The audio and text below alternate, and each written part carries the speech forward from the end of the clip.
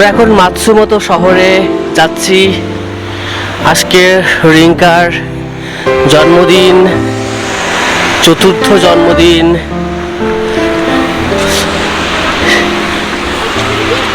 শিল্প, Rihanna, Rinka, this is শিল্প and Rinka ট্রলিতে।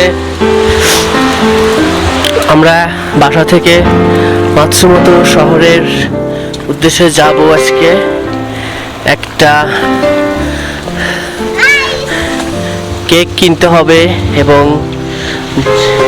Birthday celebration হবে। এটা রাধিকা।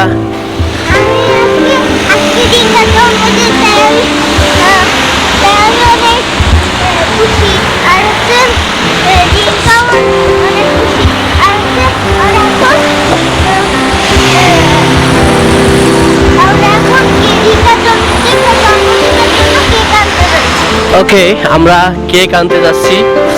ও বললো যে আমরা জন্মদিনের জন্য কেক আনতে যাচ্ছি মাতসুমোতো শহরে, এবং সেখানে সেখানে ওদের ছোট কাকু, একমাত্র কাকু রিপন সিজুওকা থেকে আসবে এবং সে এখন অন দা ওয়ে ট্রেনে আছে। আমরা তাকে রিসিভ করবো মাতসুমোতো স্টেশনে। ওকে, আমরা এখন বাসা থেকে অনেক দূরে একটা শহর দেখা যায়। এটা মূলত মাতসুমোতো শহর। মাতসুমোতো মূলত জায়গাটা চারিদিকে পাহাড়ে ঘেরা এবং চারিদিকে পাহাড়, মাঝখানে যে একটা ফ্ল্যাট ল্যান্ড বা ভ্যালি আমরা বলি। পাহাড়ের জন্য এটা করতে হয় না, পাহাড়ের জন্য যে পাহাড় ডেভেলপমেন্টের সময় যে ভ্যালু তৈরি হয় মূলত একটা ফ্ল্যাট ল্যান্ড, সেই জায়গাটাই মূলত এটা। এবং এখানে পাহাড় কেটে কেটে মূলত বাড়ি ঘরগুলো তৈরি করা। আমরা যে উঁচু থেকে নিচের দিকে যাচ্ছি, এটা মূলত পাহাড়ের উপরে বাড়িগুলো। এবং জাপান 75% মূলত হিলি এরিয়া পাহাড় এবং 25 মূলত ফ্ল্যাটল্যান্ড। এবং এই 25% ফ্ল্যাটল্যান্ডের মধ্যেই মানুষ এই জাপানে, অর্থাৎ একটা ডেন্সলি পপুলেটেড।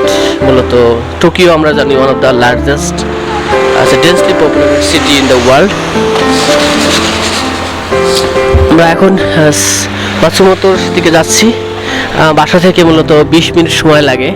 এখানে বাসেও যাওয়া যায়, কিন্তু যেহেতু ডাউনওয়ার্ড তো হাঁটতে বেশি কষ্ট হয় না। আর আমরা হাঁটতে হাঁটতেই যাওয়া মূলত পছন্দ করি। বাস খুব ফ্রিকোয়েন্টলি পাওয়া যায় না, এটা একটা প্রবলেম। মাতসুমোতো একই পাশেই একটা নদী, সেই নদী